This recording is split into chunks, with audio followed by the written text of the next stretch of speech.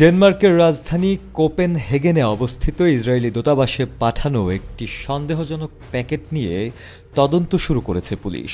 স্থানীয় সময় বৃহস্পতিবার বিষয়টি নিশ্চিত করেছে সংশ্লিষ্ট কর্তৃপক্ষ। ডেনমার্কের রাষ্ট্রীয় সম্প্রচার মাধ্যম ডিআর প্রকাশিত ছবিতে দেখা যায়, দূতাবাসের আশেপাশে পুলিশ ও জরুরি সেবা সংস্থার বেশ কয়েকটি গাড়ি অবস্থান করছে। ঘটনাস্থলে হ্যাজম্যাট অর্থাৎ বিপজ্জনক পদার্থ মোকাবেলায় নিয়োজিত ইউনিটের গাড়িও উপস্থিত ছিল বলে জানিয়েছে তারা।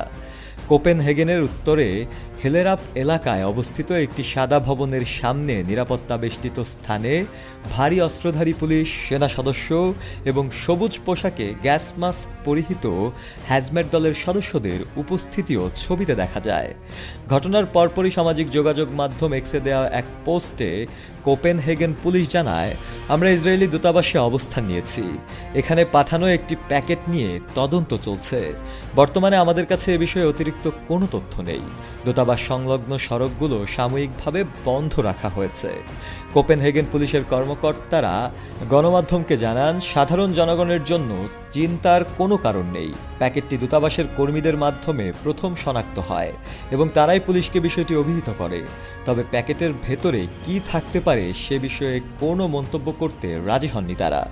ঘটনার বিষয়ে জানতে চাইলে ইসরায়েলি দূতাবাসের গণমাধ্যম শাখার একজন মুখপাত্র মোবাইল ফোনে মন্তব্য করতে অপারগতা প্রকাশ করেন। উল্লেখ্য, চলতি বছরের জুন মাসে ইরানের সঙ্গে ইসরায়েলের 12 দিনের যুদ্ধ শুরুর পর থেকেই ইউরোপ জুড়ে ইসরায়েলি দূতাবাস ও বিভিন্ন ইহুদি প্রতিষ্ঠানের নিরাপত্তা জোরদার করা হয়েছে।